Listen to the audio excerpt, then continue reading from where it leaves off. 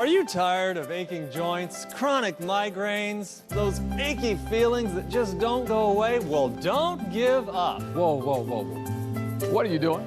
I'm introducing the program. So you're telling people about lifestyle changes that they can make and healthy things? No, don't get carried away with yourself. I've got a much quicker fix than that today. Okay, let me guess, surgery.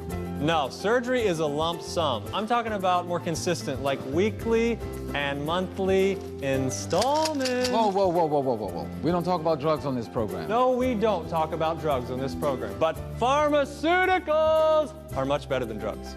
Look, this is a health show.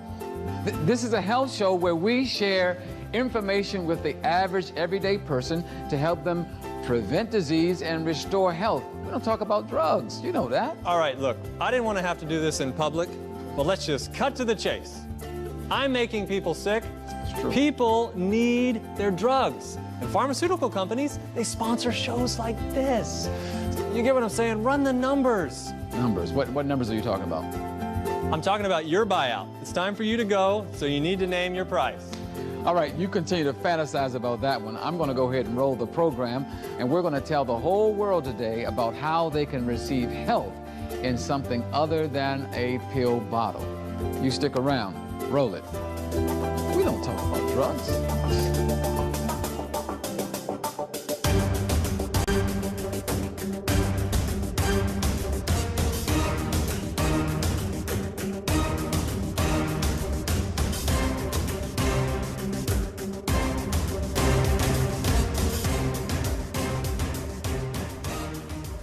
Well, welcome and thank you for joining us here in the studio of From Sickness to Health, where I'm your host, and I'm going to stand between sickness and health and help you along and understand these things. And today we have a lively program for you. But I'd like to start out today with a word of prayer and with some scripture, because it will lead and guide our discussion. So if you don't mind, we're just going to have a quick word of prayer. Father in heaven, we thank you for your word, and we pray that you will bless it today. In Jesus' name, amen.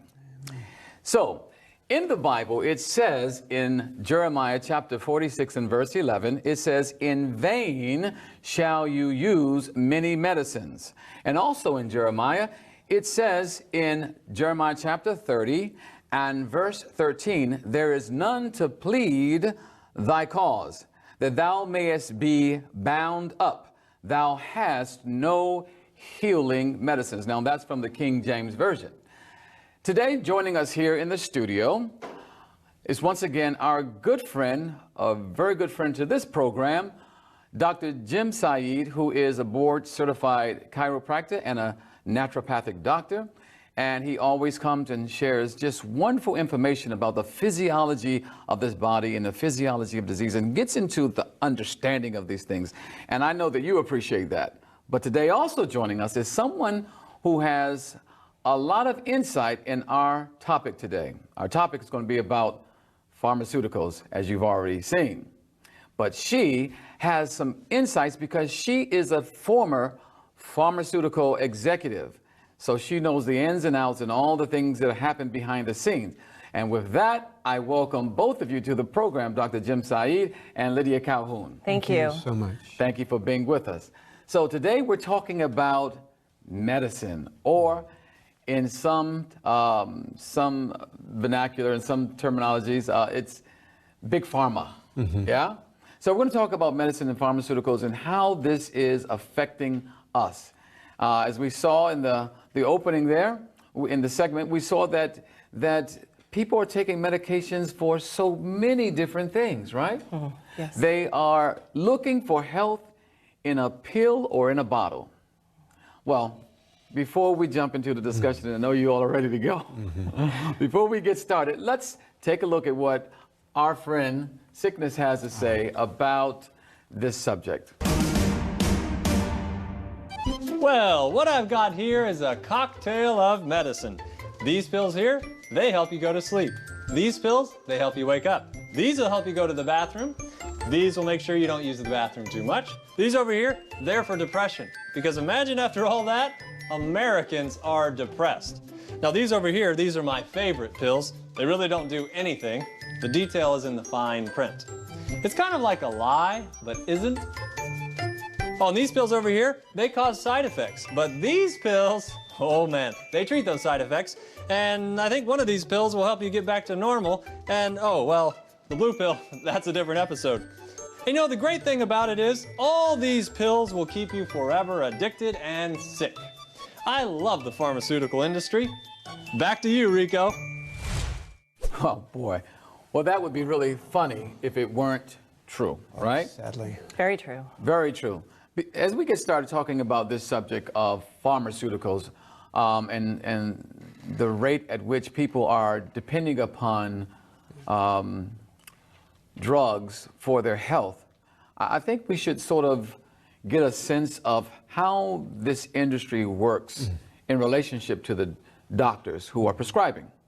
And Lydia has a lot of information about this because you've been in that world. So how does it all work? What's the relationship between the doctor and, you know, someone like yourself who used to be a pharmaceutical executive?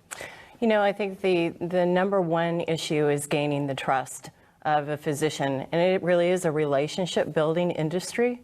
And so that's actually paramount to anything, winning their trust and letting them know that they can trust you to give them accurate information. And then from there, name your price. So when you say gaining their trust, so if they trust the pharmaceutical executive, yes? Yes. Then whatever the pharmaceutical executive whatever information is being fed to them, then it is pretty much seen as the truth, it's the gospel. That's true. And then they follow along those lines. So what I'm want to understand here, and I want for our audience to understand, is this a relationship that is built on health? Is it built on or based on the drugs being, or these medications being developed so that you can absolutely have better health, cured of your diseases? Is that what it's about? No. That is not what it's about. What it is about is increasing market share. And in many cases, it's about literally creating a need out of sometimes nothing, depending upon what drug it is that you're talking about. So at the very crux of the pharmaceutical industry is greed and money. Money's driving this. Yes. So when the pharmaceutical exec would go in, because I've seen this where, you know, sometimes I've been at the doctor's office and I would see someone come in and just very well, you know, and clearly they had, you know, some things, and they would go off with the doctor and they share some things, and next thing I knew, they'd have some samples. Is that the relationship? They would come, and then sometimes my sister-in-law happens to be a doctor, and, you know, there are lunches that take place. Tell me about this, the lunches and the visits to the doctor's office. What is that all about? So in some physicians' cases, it's just very difficult to get any time, any concentrated time with them, and doing a luncheon is the best way of actually being somewhat guaranteed of having a portion of undivided attention. That's the purpose of doing a luncheon. The purpose of the samples is either to get a patient kick-started on medicine before they can get it filled at pharmacy, or some physicians would use pharmaceutical samples to offset the cost of the prescription for the patient. I see. Okay, so I want to make sure that we understand also that we're not bashing drugs, right? I mean, there are some drugs that are needed. In a trauma situation, they're needed, yes. Painkillers, when you have had some form of surgery that was absolutely necessary, it's needed. But we're talking about when drugs are used for simple lifestyle issues. In other words, things that you could change yourself just through changing your lifestyle, what you eat, how you exercise, and so forth. But yet, instead of doing those things that are necessary, you go to a drug. And this is something that is very near and dear to my heart, and I know that it's important to you all too, that this is coming, and I believe it's hurting more than it's helping. And now it is even going to a point where we're seeing that there are drugs that are being prescribed for children unnecessarily. And I think we have a little video that really speaks to this. So I want to turn to that, and then let's come back and talk about this, because the drug is the statin drug. You know some things about that, right? All right, let's take a look, and let's come back and talk about that. Heart disease is the #1 cause of death in this country, and experts say the battle against it cannot begin too early. In fact, America's pediatricians came out today with a dramatic recommendation. Children as young as 2 should have their cholesterol tested, and if needed, kids as young as 8 should start taking cholesterol-lowering drugs. We begin tonight with Nancy Cordes. Cholesterol disease used to be associated with adults. Not anymore. Eating healthy is important, right? Pediatric cardiologist Craig Sable says he's seen kids as young as 5 and 6 with cholesterol problems. Well, I think the sheer number of children that are overweight, are less active, and have significant elevations of cholesterol has grown exponentially since I've started practicing 13 years ago. And with the evidence mounting that elevated cholesterol at this age can lead to heart disease at this age, the American Academy of Pediatrics is issuing aggressive new guidelines. They say children who are overweight, obese, or have a family history of cholesterol disease should have their cholesterol tested as early as age 2 and no later than age 10. And for the first time, they recommend treating some children as young as 8 with cholesterol-lowering drugs, or statins. The old guidelines said statins should be used only as a last resort and only in children ages 10 and up. Can you believe that? In a word, that's unconscionable. What do you mean? Because what you're looking at is you're talking about a person that hasn't even begun to live a life and actually create a lifestyle. And they're creating a need for putting a child on a statin out of thin air. I mean, one of the messages we actually talked about, which wasn't even an FDA-approved message, was that statins are safe enough to be put in the water. Everybody should be on a statin. Whoa, wait a minute.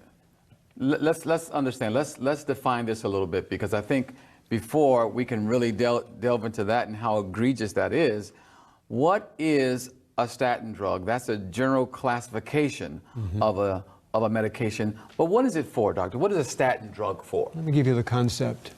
A statin drug is intended to reduce a particular form of molecule that carries fats. Let me describe what I mean by that. Okay. Is the buzzword cholesterol here? The buzzword is cholesterol, but it's a much bigger issue. Okay. And that's my frustration with the issue of statins and cholesterol, that people don't even understand the issue behind it all. So let me give you the concept very simply. When we eat fats, cholesterol from animal fats, triglycerides as fatty acids, fat-soluble nutrients, they're all fat-soluble, but they're not water-soluble.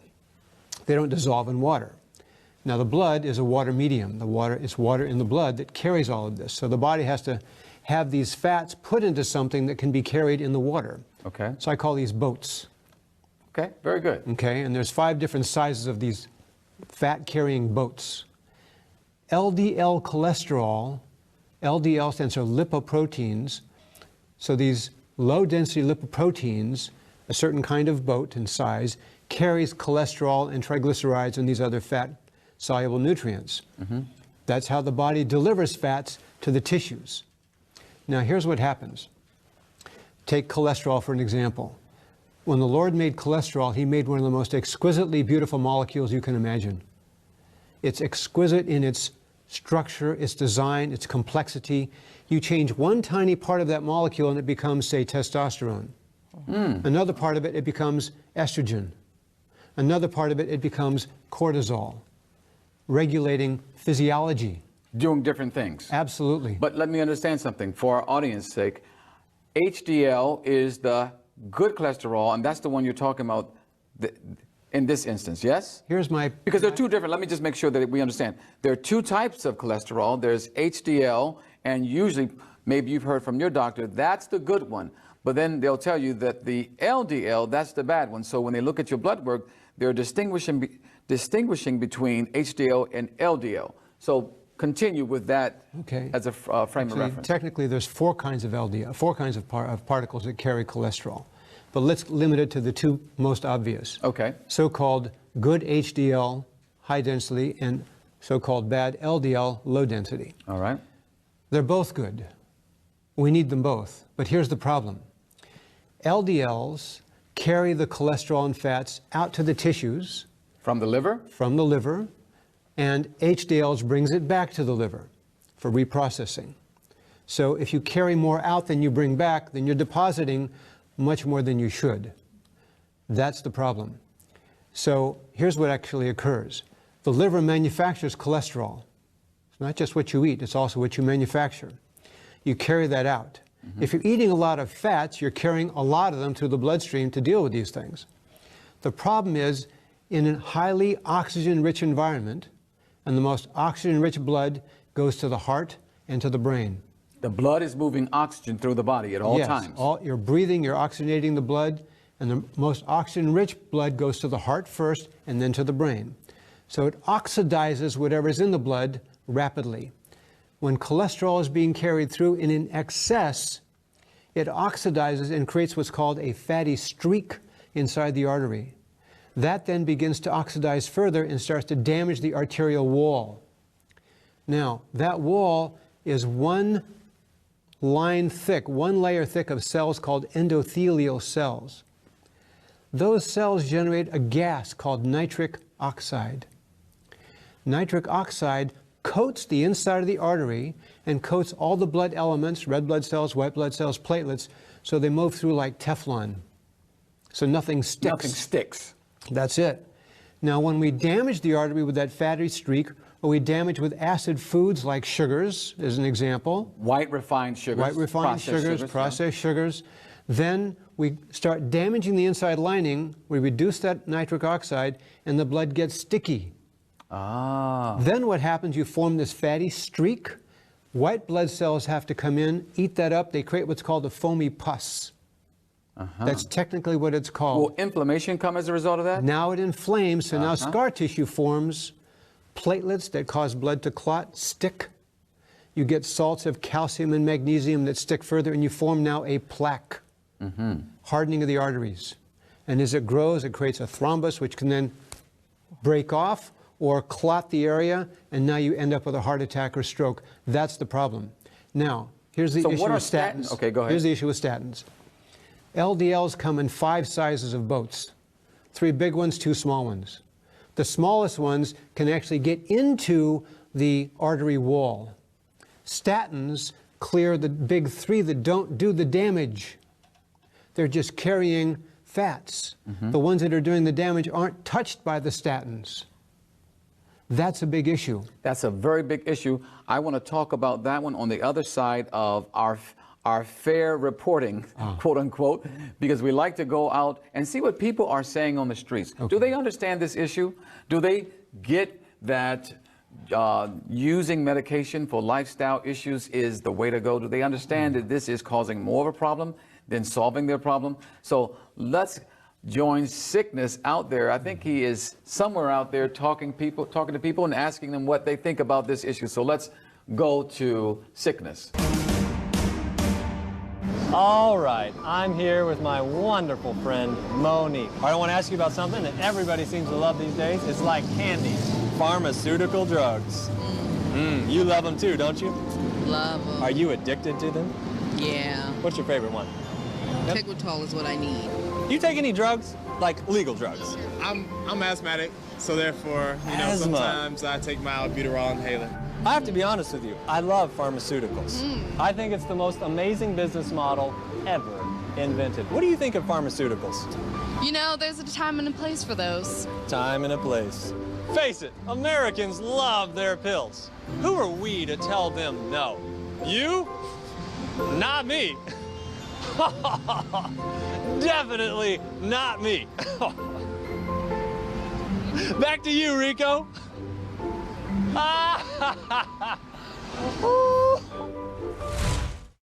Well, people do love their drugs, don't they? Yes. Whether they are prescribed from a doctor or whether they're getting something that's over the counter, they enjoy their their drugs. So we were talking about statin drugs and HDL cholesterol and LDL cholesterol, and how the body basically needs both, but what's happening is the fat in the diet.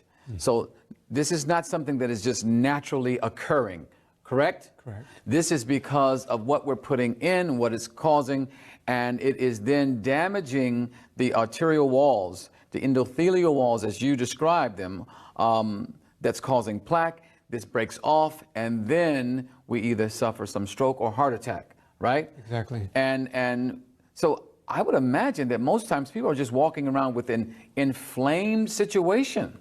And the common result of inflammation is some type of scar tissue. Yes. Yes?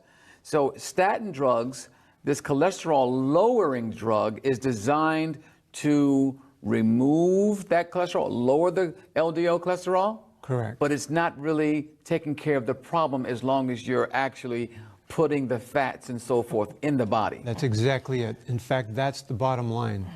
As long as we keep putting in high density fats or high amounts of fats in our diets, oils, fats of all kinds, French fries. Fried foods, French fries. You got it. Yeah. Now you force the body to have to carry that, and now you're going to increase LDLs just from what you ate. Okay, we have a short amount of time, so we need to kind of bring this together because this is fascinating. So there are other things. So statin drugs to lower cholesterol, that's not just it. There are other drugs. What other things are we talking about here? Well, one of the top selling drugs right now is an antidepressant. An antidepressant. So for people who are depressed, people are taking drugs instead of doing what? Because we have to understand, people need to understand, what should we be doing instead of taking drugs? Well, we should be exercising, because a lot of times people just want to take some type of weight loss drug, right? Instead of just walking every day. Exactly. We could be walking, we could be exercising, right? What else are we talking about? We're talking about, well, I eat a lot of food and then I get heartburn, I get indigestion. I'm going to get some type of... Some Nexium or some kind of a heartburn regulator, if you will. Okay, so we're going to take some type of drug that's going to actually deal with that when really we caused the problem in the first place. Exactly. You're talking about a need of addressing lifestyle at its core. And really what I saw in the pharmaceutical industry was greatly lacking in that area, that physicians have such a patient load to see that they don't spend the time, they can't, if they're going to make any money, they don't spend the time educating patients on lifestyle and what's actually causing the disease. Whoa, now Lydia, you just said something really important to this program, educating people. I always refer to Dr. Jim as the doctor who educates his patients. He shares, spends time with them. This is very important to our health, that we become educated about our health and what is best for us. For example, most people don't know that diabetes, in most instances, type 2 diabetes is completely reversible. That's right. Is that right? In 30 days. In 30 days. Yeah. Now, how would you reverse diabetes instead of taking the common solution? What would you do? It's a lifestyle thing. What are the things that you could do to reverse diabetes? Here's what we've seen clinically. Plant-based diet. A plant-based diet. What does that mean exactly? Eating that which comes from the ground that's edible. Fruits, vegetables, leafy greens. Would that include nuts and seeds? Nuts and seeds in moderation. In moderation, okay. Root foods, vegetables of all kinds. All of your produce. Yes, in fact, research has come out proving that the most efficient way to reverse hardening of the arteries, eat your greens. Eat your greens. Okay. What else could you do to reverse diabetes? Exercise is crucial. Exercise. Exercise also. Daily? Daily Once exercise. a week? No, daily exercise and deep breathing and stretching, maintaining flexibility. In fact, exercise increases HDL cholesterol. Wait, I think we need to slow down on that one right there. Did you hear that? Exercising increases the good cholesterol. Yes. That's a good one. That's a good one. What else? What else? Getting sunlight, converting vitamin D in the body to move calcium more efficiently and also support the immune system. These are essentials. We take diabetics, we get them exercising regularly, walking, eating properly, and they start to reverse their pathology. So what I just heard was a plant-based diet. So that means taking out the fats out of your food.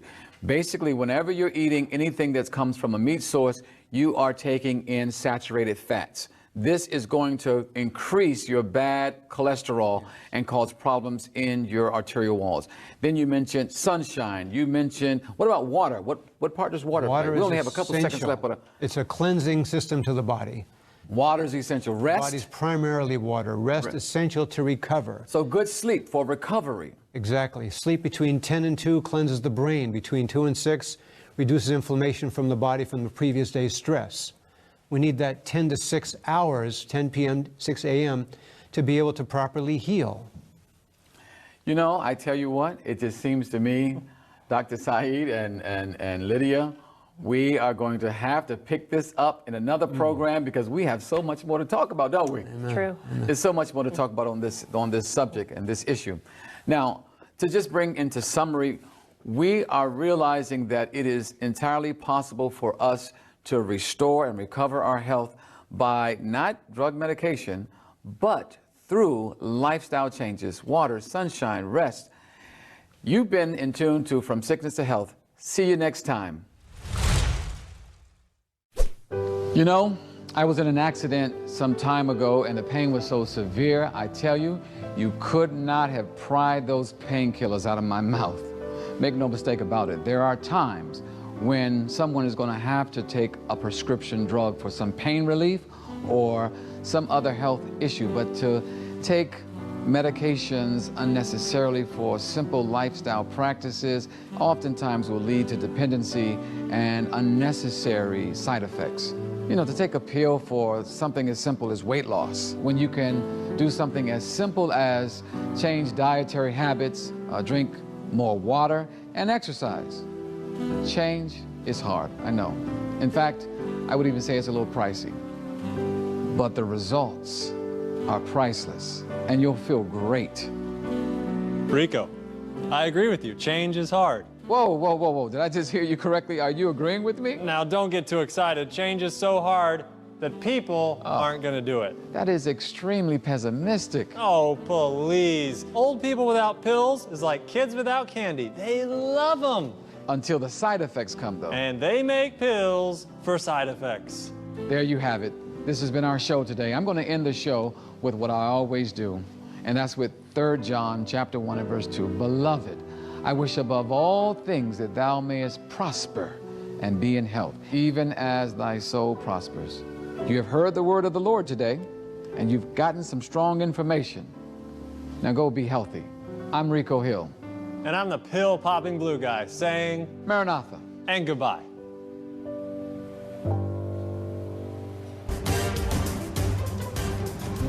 Just got a bill for that little demonstration. $6,000? Where am I going to get $6,000? What do I do now?